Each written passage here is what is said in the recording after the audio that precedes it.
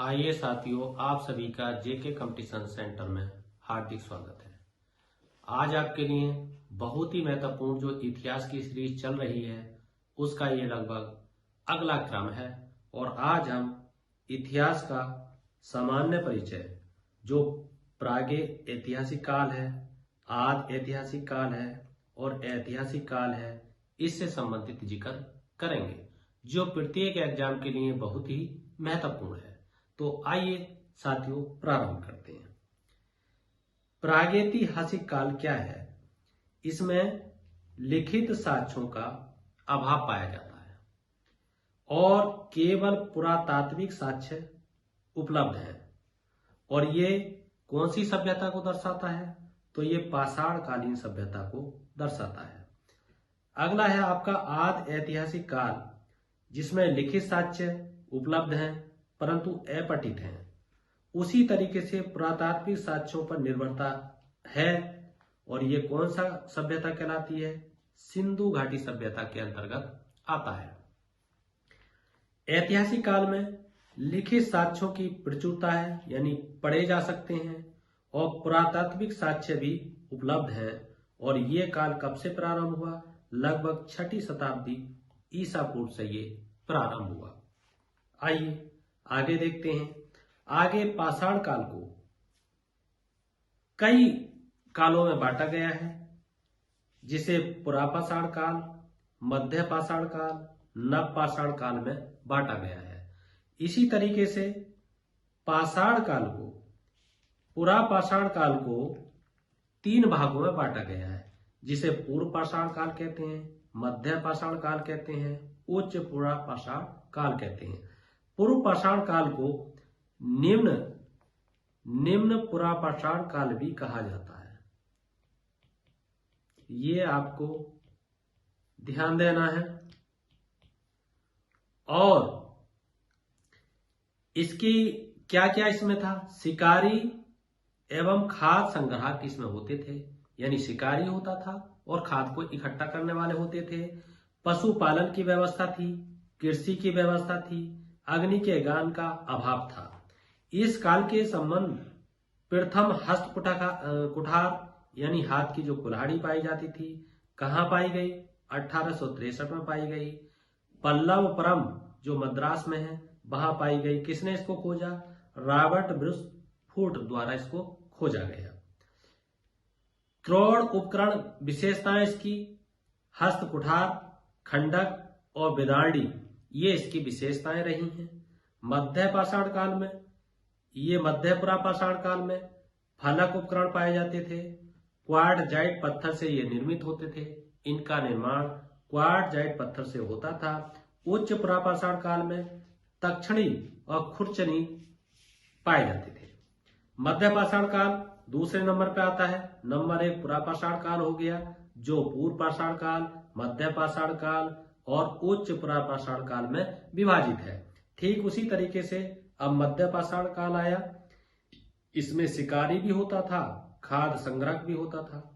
पशुपालन की व्यवस्था पाई गई। कहाँ? आदमगढ़। आदमगढ़ कहाँ है? मध्य प्रदेश में। बागोर राजस्थान में। अस्थि निर्मित उपकरण होते थे जो सराय नहर में पाए गए, मदहा में पाए गए। नवपाषाण काल आता है। नवपाषाण काल जो स्थल है, लोहारदेव, चावल का प्राचीनतम साक्ष्य मिला। मेहरगढ़ में गेहूं का प्राचीनतम साक्ष्य मिले। मेहरगढ़ पाकिस्तान में है। गोकराल कृषि एवं पशुपालन के साक्ष्य मिले, ये आपको ध्यान देना है। इधर बुर्जरों मानव कंकाल मिले, कुत्ते का कंकाल मिला, गर्त आवास यानी गड्ढों में आवास पाए गए। इसी तरीके से संगन कल्लू है, या राग के टीले पाए गए। पिकली हल है, इसमें भी राग के टीले पाए गए। उतनूर है, इसमें भी राग के टीले पाए गए।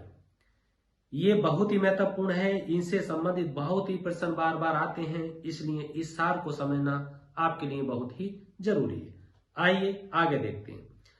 प्रश्न परीक्षा की दृष्टि से प्रश्न कैसे बनते हैं, कौन कौन से बनते हैं, इसको देखते हैं। जैसे स्थल है दमदमा। एक ही कब्र में 3 मानव कंकाल पाए गए हैं। ये बार बार पूछा जाता है, ऐसा कौन सा स्थल है जहां एक ही कब्र में 3 मानव कंकाल पाए गए थे। आदमगढ़ मध्य पाषाण काल के अंतिम चरण में इसमें पशुपालन की व्यवस्था की गई थी।